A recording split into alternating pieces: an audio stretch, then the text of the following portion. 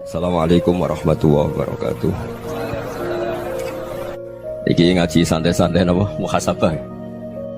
Muhasabah itu kalau Kiai Jawa maknani itu ngoreksi diri sendiri. Jadi menghitung diri sendiri.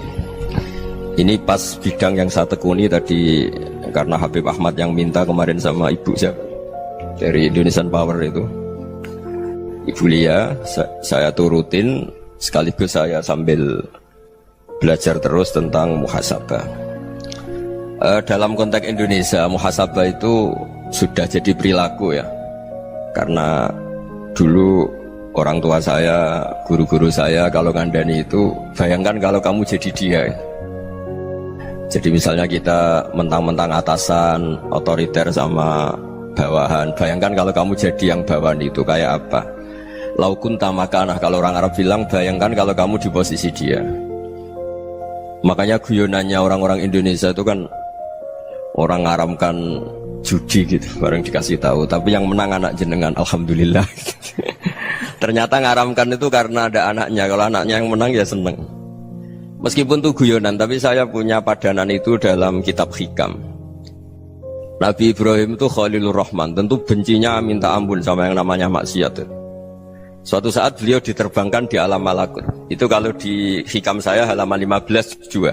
Saya masih ingat betul. Mungkin kalau Anda beda halaman karena beda cetakan. Setelah diterbangkan di alam malakut, diperlihatkan sama Allah. Ada orang pezina, ada orang syaribul khomri, ada orang mabuk, ada orang macam-macam. Allah tanya sama Nabi Ibrahim, bagaimana pendapat kamu Ibrahim tentang mereka yang maksiat? Kata Nabi Ibrahim, ya Allah, habisi saja mereka. Mereka hidup di bumi engkau, makan rezeki engkau, kemudian mereka tidak taat sama engkau.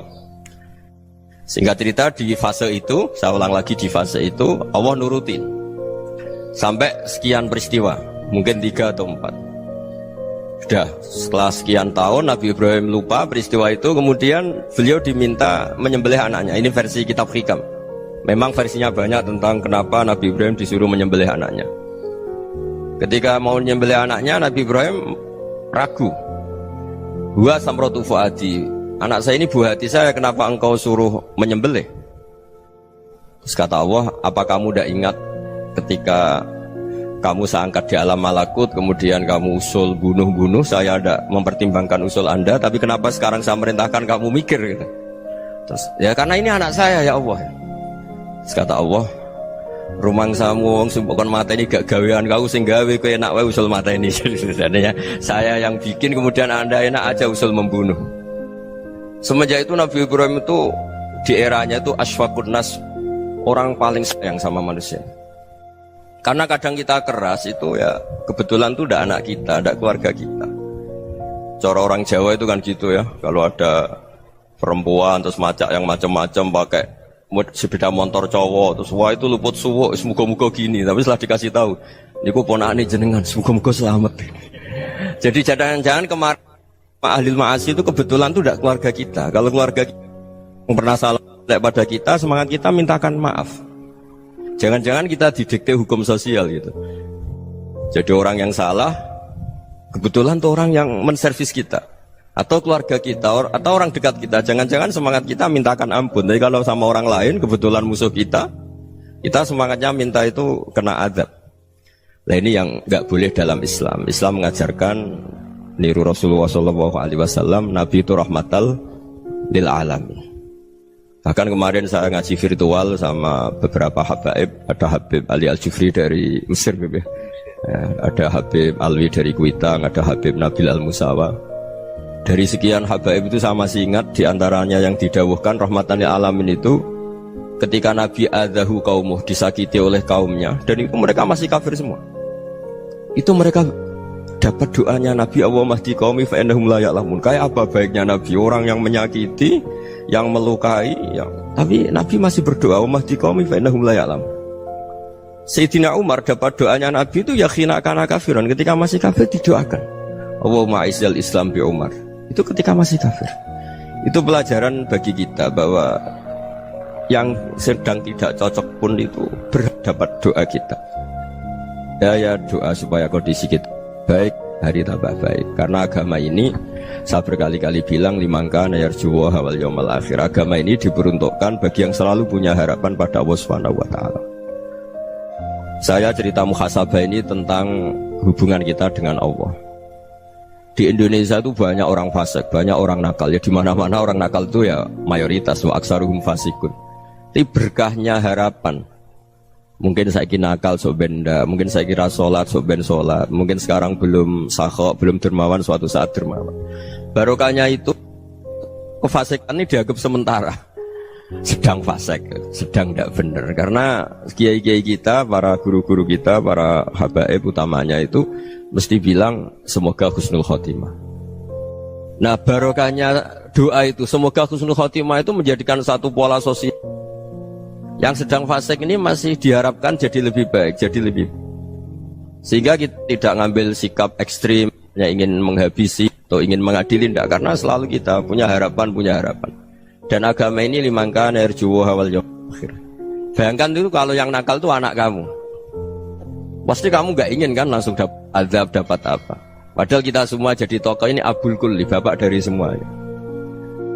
Sehingga ketika Rasulullah SAW jalan-jalan kemudian melihat perempuan sedang menyalakan api. Kalau apinya mati ditiup, anaknya dijauhkan. Nanti kalau sudah jauh dari api, anaknya digendong lagi. Terus kata Rasulullah, matur ke semua sahabat, Aro'aitum anna hadih tarihatan waladaha alan nar. Apa kamu berpendapat bahwa perempuan ini akan melemparkan anaknya ke neraka? Tidak ya Rasulullah. Tidak akan seorang ibu melemparkan anaknya ke api. Terus kata Rasulullah, Allahu arhamu min hadih biwaladiha. Allah lebih rahman, lebih rahim dibanding orang tua ini kepada anaknya. Ini yang harus kita kenalkan terus, kita kampanyakan terus, supaya orang hubungannya dengan Allah itu nyaman, asik. Sehingga dengan demikian selalu ada harapan bahwa yang sedang nakal ini suatu saat tobat. Kita tidak boleh menghukumi pasti begini, pasti gini, itu tidak wilayah kita. Itu juga yang dicontohkan Rasulullah SAW. Secara lahir Nabi itu nggak berkenan sama Wahsy, karena Wahsy itu salahnya salah fatal karena membunuh ahabban nasi ila Rasulillah, yaitu membunuh Sayyid Hamzah. Jadi ketika Wahsy tobat, Nabi itu terima tobatnya. Dan ketika beliau dengan basariyahnya nggak siap ketemu Wahsy karena harus ingat Sayyid Hamzah, basariyahnya diturutin. Oke, kamu iman saya turutin, tapi jangan sering ketemu saya. Karena kalau ketemu kamu saya masih ingat sama paman saya Sayyid Hamzah.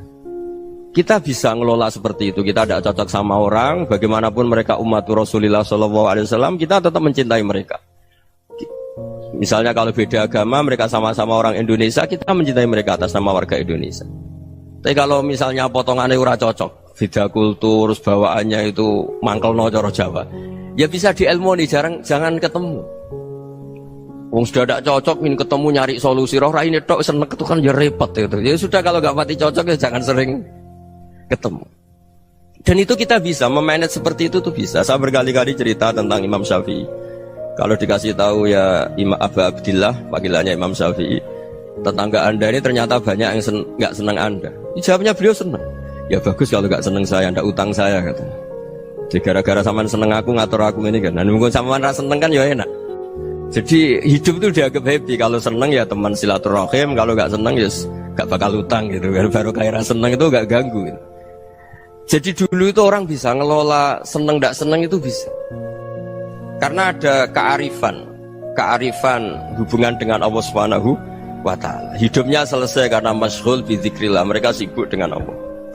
Makanya kata ulama-ulama tasawuf, kamu jangan melihat manusia perilakunya, tapi kamu juga harus ingat yang gerakkan semua itu Allah Subhanahu wa taala. Dengan demikian kita farah, kita senang. Makanya Nabi kalau ngutus Anas bin Malik kemudian nggak kesampaian yang diinginkan karena Anas main. Ketika garwa-garwani Nabi agak tersinggung, Nabi andaikan Allah menghendaki yang saya inginkan kesampaian, pasti itu kesampaian. Jadi dianggap kegagalan Anas gak manggil yang dituju Nabi itu ya kersane Allah, ya enteng saja. Sayyidina Ali lebih parah lagi yang dialamin. Itu dalam beliau kalau dipanggil itu gak cepet-cepet ke sana. Ketika ditanya, kenapa kamu tak panggil gak cepet ke saya? Amin tu ukubatak, karena aku tahu engkau orang baik. Orang baik itu pemaaf. Jadi makanya orang-orang soleh dulu itu bodoni itu.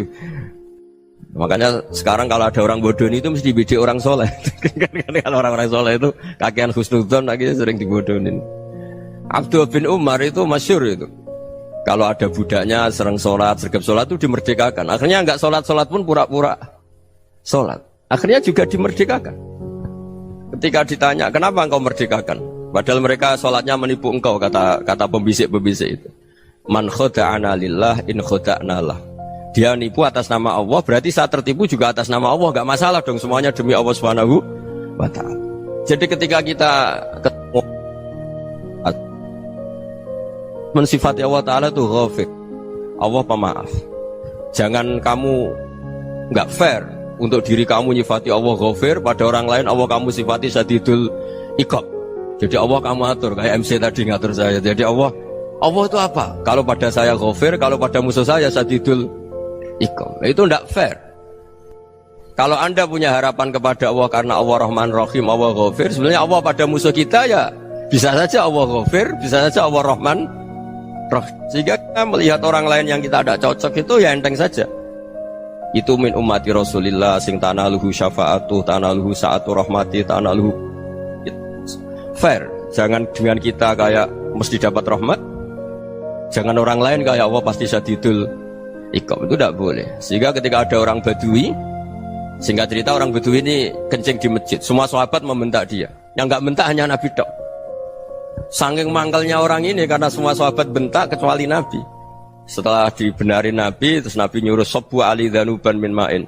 Setelah disucikan masjid itu, dia berdoa keras sekali.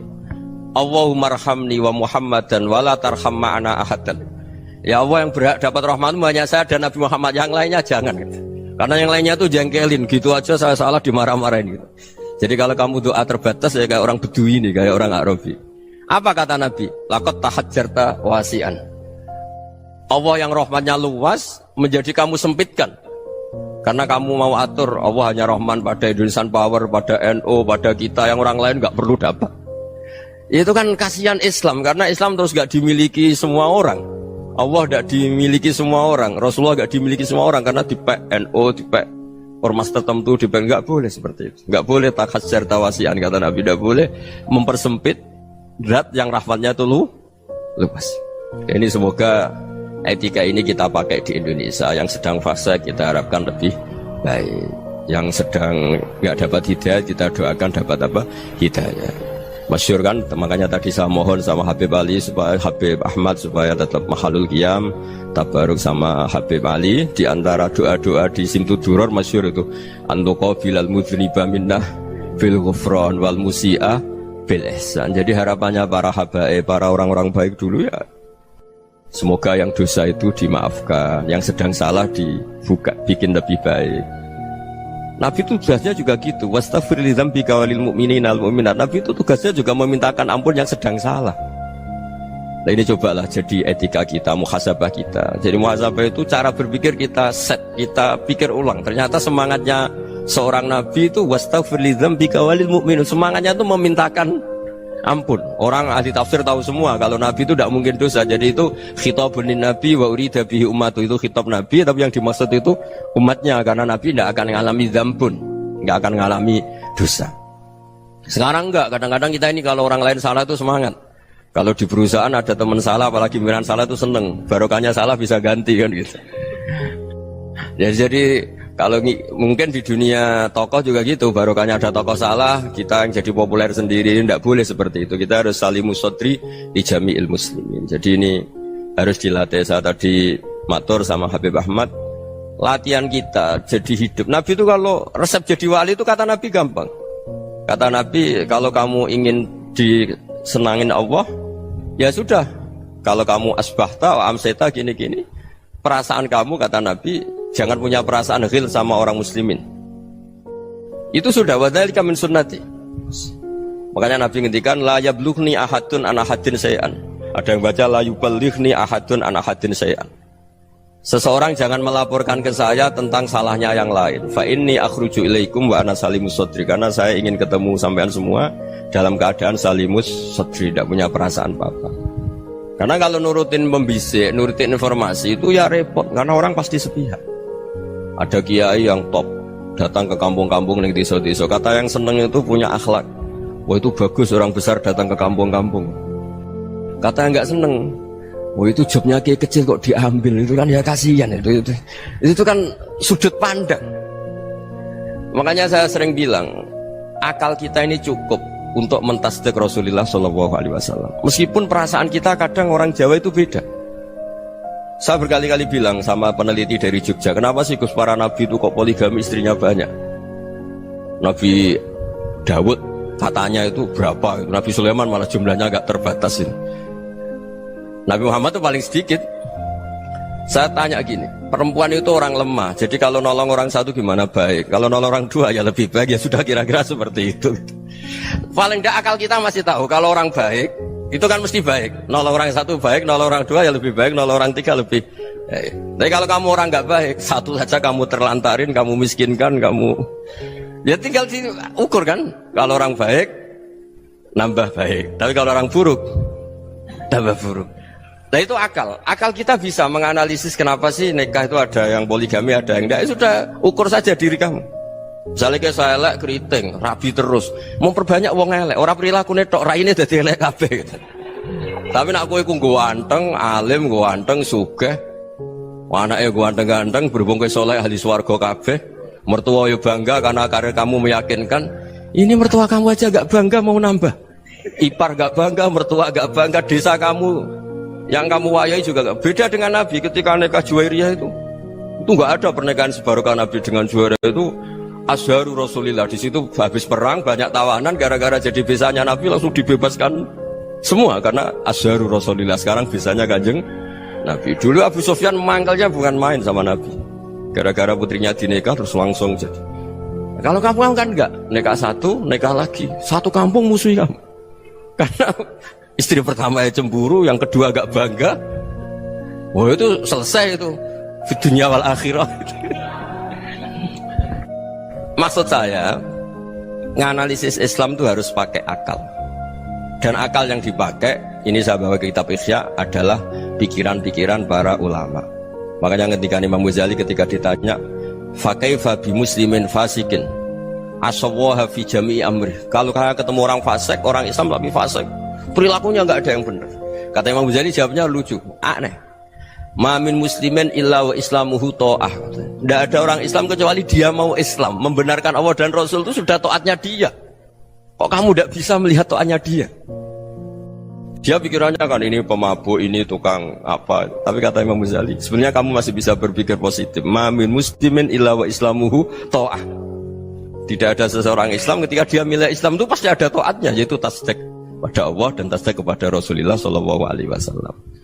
Jadi dengan pola seperti itu, maka di antara guru-guru kita yang modern ya di era Mbah Maimun, di sini ada Habib Ahmad, Habib Salim, syair yang sering dibaca beliau adalah ada orang munajat sama Allah. Ini cerita munajat.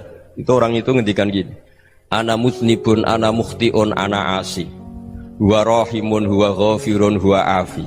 Ya Allah, saya mukhti, saya orang yang salah. Ana muznib, saya orang yang dosa. Ana asin, saya sering maksiat. Tapi engkau ya Allah, engkau ghafir, pemaaf. Engkau rahim, maha pengasih. Engkau afin, yang mudah memaafkan. Kata orang ini, ya agak kurang ajar, tapi saking senengnya sama Allah. Qobal tuhunna salasatan bisalasat. Ya gini saja ya Allah, sifat engkau diadu dengan sifat saya. Engkau Tuhan, Gusti, nggak boleh kalah katanya. Terus wasatah liban ausofu ausofi, dan engkau pasti pemenangnya gitu. Jadi ada orang rayu Allah dengan cara seperti itu ya ada ya. Saya ini manusia, salah saya banyak. Engkau ampunannya banyak. Engkau Tuhan, Gusti, nggak boleh ampunan Anda, ampunan engkau kalah dengan salah saya. Nggak boleh Tuhan kok kalah. Jadi untuk supaya orang punya harapan gitu. Banyak juga wali-wali yang jadab ketika datang ke makam Rasulullah SAW. Itu kalau dongo ya agak kacau sebetulnya, cara syariat agak kacau. Ya Allah, engkau punya dua pilihan. Jika engkau menjadikan saya soleh, surah habibu, yang senang kekasihmu, yaitu Rasulullah SAW. Tapi jika engkau menjadikan saya fasik, surah aduuk, yang senang itu setan.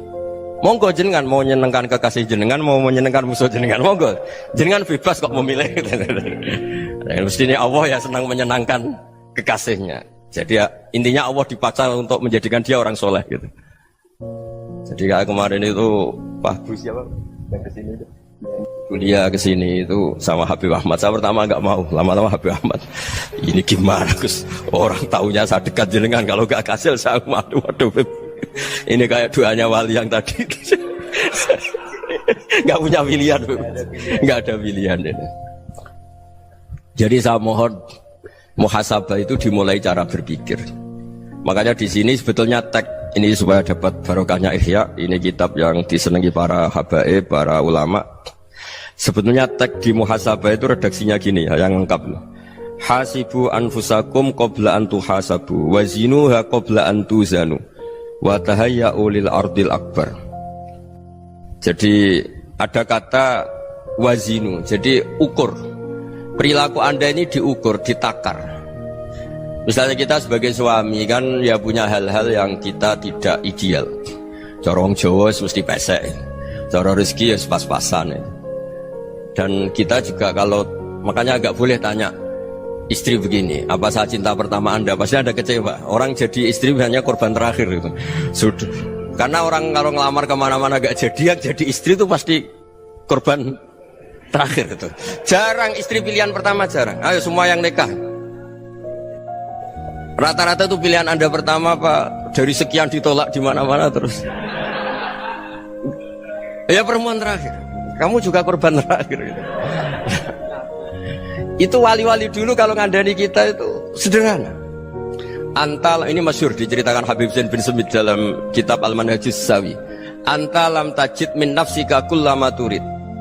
Fa kaifa turidu min ghairika kullama turid.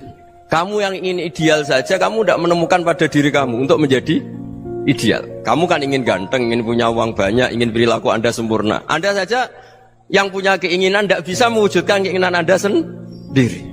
Fakaifa turidu min ghairika ma turid.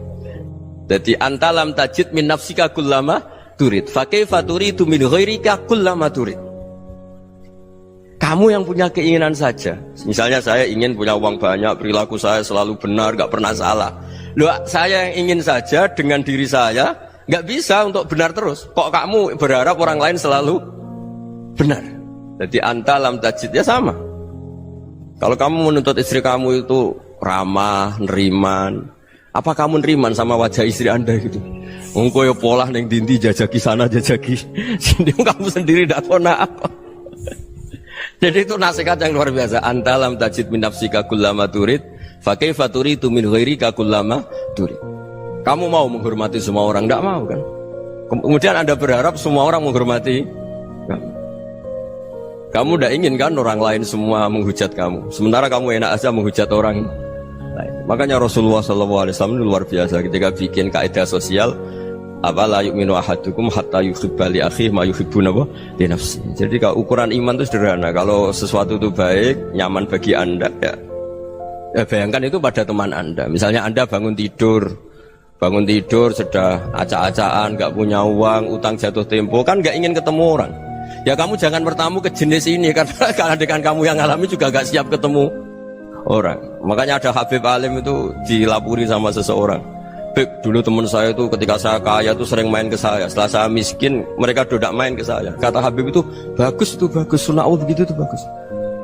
Coba kalau kamu dulu kaya, teman kamu main kan kamu gaya. Di rumah ada makanan, bisa hormat tamu. Setelah kamu miskin jadi buruh manol di pasar atau buruh bikin boto, teman kamu datang, malu enggak kamu? Mendingan enggak datang gitu. Akhirnya baru, oh ya alhamdulillah kalau gitu. Loh iya kan dulu teman kita datang, kita ada Alphard, istri cantik, rumah bagus. Lah kita miskin, buruhnya orang pas dibentak-bentak, teman kamu udah datang. Milih datang kamu enggak kalau setelah kamu jatuh? Enggak kan? Jadi barokahnya ilmu itu terus. Ya, tapi kadang-kadang orang tuh, wah setelah saya miskin teman-teman enggak kasih ke sini. Ya kalau kamu sudah jatuh, teman-teman kamu ke situ jadi tontonan. Ya mulai sekarang cara berpikir itu dirubah. Dulu yang namanya kiai itu kalau diundang orang itu ya agak-agak senang. Semenjak saya itu agak rubah. Mengundang kiai, ngatur kiai itu tak haram-haramkan ya ada lumayan lah sekarang itu sudah mulai agak beretika. Dulu itu ngundang tuh tanggalnya ditentukan, jamnya ditentukan. Enggak mikir apa kiai saat itu nganggur, enggak. Punya wadifah, enggak. Dia milih tanggal yang dia nganggur, enggak mikir pas itu kiainya nganggur apa. Enggak. Ya saya hanya cerita aja, kamu tersinggung ya monggo, boten ya monggo itu kan. Jadi saya mohonlah supaya tadi saya juga matur ke Habib Ahmad. Jadi untuk orang merasa ikut sunnah Rasul itu gampang sekali kata Sayyid Muhammad. Dulu Nabi berpakaian ala daerahnya. Kalau mikot ya pakai mikotu baladi. Karena Nabi orang Madinah dan beliau berdomisili di Madinah, ya misalnya mikotnya dari Bir Ali misalnya. Tapi kalau anda orang kawasan Tanim mau umroh ya dari Tanim. Misalnya kawasan Jirona ya dari Jirona. Artinya apa? Kamu ngambil mikot karena Nabi mikot misalnya dari Bir Ali, bukan berarti kamu harus seperti Nabi di Bir Ali. Kamu orang Mekah, misalnya kamu orang Tanim, orang ya harus dari mikotu apa? Baladi. Sama, makanya di fikih-fikih itu kalau tahnik anak, Nabi orang Arab, halawiyatnya kurma ya kurma. Kalau orang Jawa sedegan, semua bodoh-bodoh.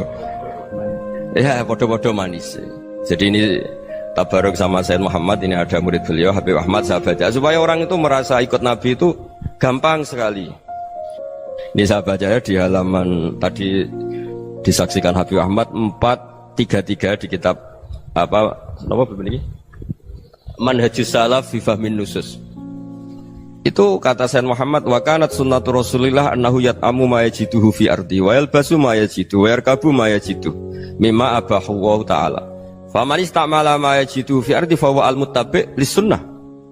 Kama annahu hajjal baita min madinati. Faman hajjal baita min madinati nafsihi fa huwa al-muttabi' lis-sunnah wa illam takun hadhil madinatu tilka. Jadi intinya misalnya Nabi dulu itu ngasih sedekah kepada fakir miskin ya pakai dinar, dirham. Ya kalau orang misalnya sedekah pakai rupiah ya sudah ikut sunnah Nabi. Jangan, lu Nabi pakai dinar loh, kamu kok pakai rupiah. Dulu dinarnya Nabi udah ada tulisannya Bank Indonesia, kamu ada tulisannya Bank. Ya tidak ada seperti itu. Ya jadi misalnya Nabi sedekah pakai tamar atau pakai al-aqid, ya kita pakai beras, pakai apa. Supaya orang tuh bahwa Rasulullah itu milik kafatal linnas, milik semuanya. Sehingga merasa ikut sunnah Nabi itu ya semuanya. Makanya dulu Mbah Mun kalau motivasi saya supaya bombong, kalau orang Jawa bilang bombong. Wong Jawa mesti ono wong alim. Beliau menyontohkan Mas itu Mbah Fadol, Senori, Mbah Ihsan Jambes. Itu bisa ngarang-ngarang kitab luar biasa. Padahal beliau bukan orang Arab. Imam Sibawai itu orang Persia, Imam Ghazali orang Tus itu juga ikut Persia.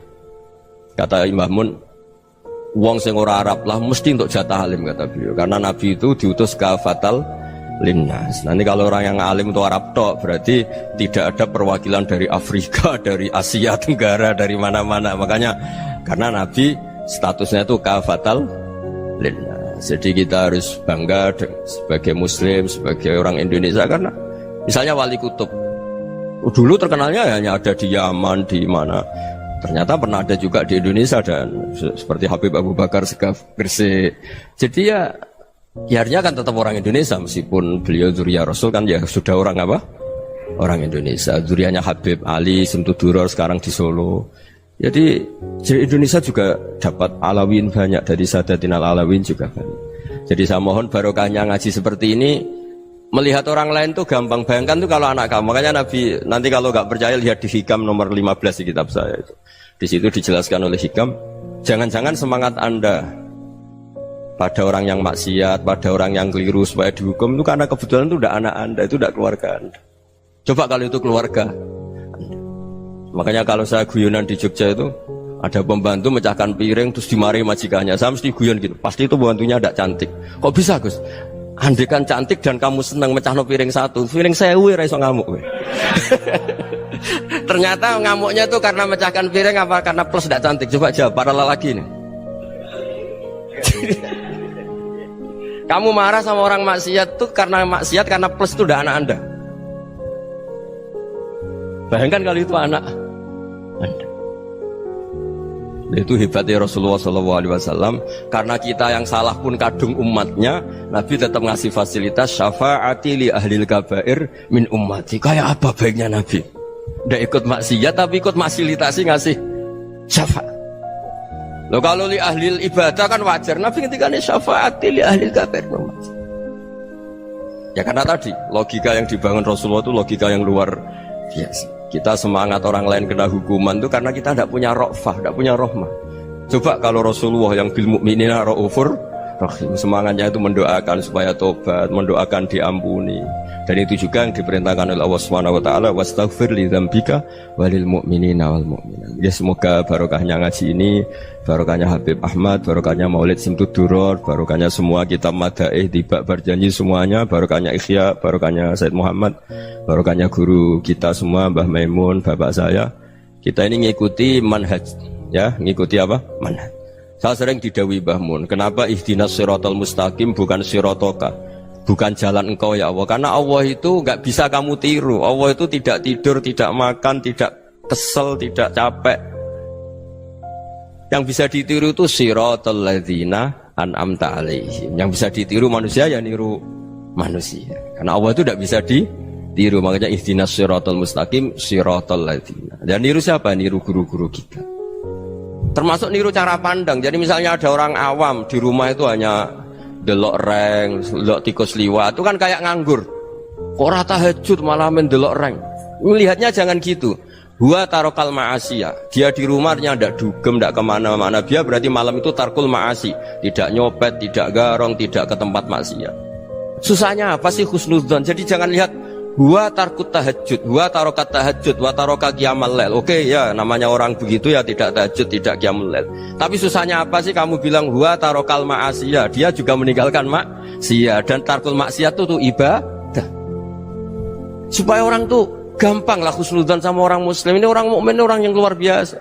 Di mata Allah itu orang yang luar biasa. Kayak tadi Imam Ghazali, kalau saya ketemu orang muslim kemudian dia tidak pernah baik, gimana? Kata Imam Ghazali, ma min muslimin illa wa islamuhu ta'ah. Tidak ada orang Islam ketika dia mentasdihkan Allah dan Rasulullah, berarti dia juga punya taat. Ya ini latihan saja, sing iso nglakoni Habib Ahmad kula namung cerita mawon. Kula cerita secara akademik, saya punya kitab, saya baca, dan alhamdulillah kita paham barokahnya para guru, dan supaya terbiasalah. Sebaik-baiknya ibadah husnudzon billah wa husnudzon bil mu'min. Soal tidak cocok ya diilmoni tadi ya, namanya nggak cocok ya jangan sering ketemu. Seperti Rasulullah SAW, beliau karena sangat mencintai Said Hamzah, ketemu orang yang pernah begitu sama Said Hamzah ya beliau secara basyariah tidak siap.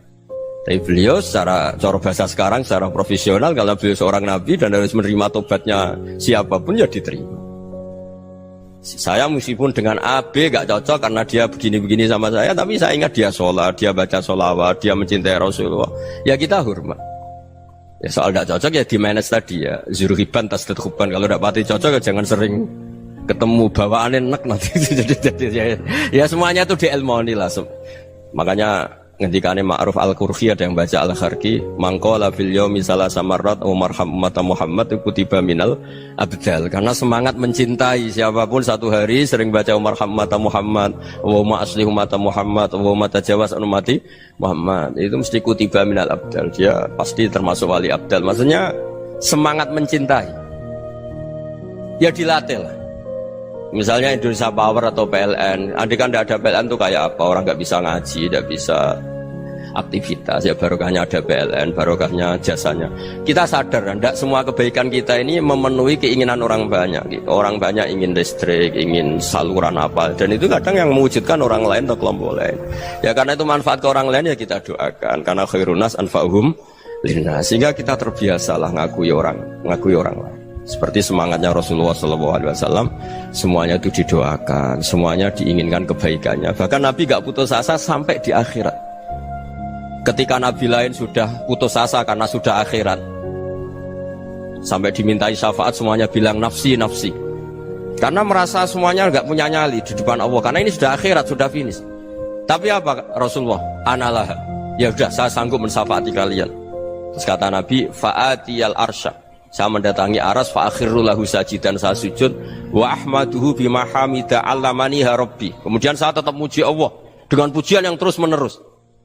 Padahal sudah di akhirat, sudah finish. Nabi dimintai syafaat masih sanggup, karena Nabi tahu akhirat tidak bisa mendikte Allah, tidak bisa. Allah terus bilang, ya Allah ini akhirat loh, engkau sudah tidak boleh mensyafaat, tidak bisa. Allah tidak bisa diganggu akhirat, Allah tidak boleh dibatalkan rahmannya oleh akhirat. Allah tetap Rahman Rahim abadal abad. Dan Nabi tahu itu.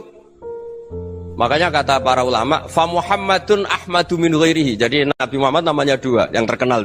Sebenarnya banyak yang terkenal dua, Muhammad sama Ahmad. Ketika Nabi punya nyali memuji Allah di akhir akhirat atau sudah di akhirat itu fa Muhammadun ahmadu min ghairi. Ketika Nabi lain sudah tidak punya nyali muji Allah karena sudah akhirat, Nabi Muhammad tetap berani muji Allah di saat seperti itu. Makanya ahmadu di situ kata ulama itu af'al tafdil, fa Muhammadun ahmadu min ghairi. Kanjeng Nabi lebih memuji Allah di saat yang Nabi lain sudah tidak punya nyali untuk muji Allah di saat itu. Makanya kata Nabi fa akhiru lahu sajidan wa ahmaduhu bi mahamida 'allamaniha rabbi. Akhirnya setelah lama gitu terus Allah ngendikan ya Muhammad irfa' ra'sak wasal tu'tah wasfa' tusyaffa. Sudah Muhammad, angkat kepala kamu minta apa saya turutin, dan kalau kamu ingin mensyafaati umatmu saya beri hak napa? Syafaat. Nah, semoga semangat itu juga menjadikan kita munajat bahwa rahmat Allah tidak terbatas, harapan juga tidak terbatas. Mungkin yang sedang nakal ya kita katakan sedang, jangan terus kamu pastikan wah ini mesti suul khotimah, mesti tidak orang baik. Ndak, agama ini liman kana yarjuwa wal yaumal akhir, selalu bagi yang punya harapan. Ya, mugi-mugi dapat barokah semua. Mantu dengan kata wassalamualaikum warahmatullahi wabarakatuh.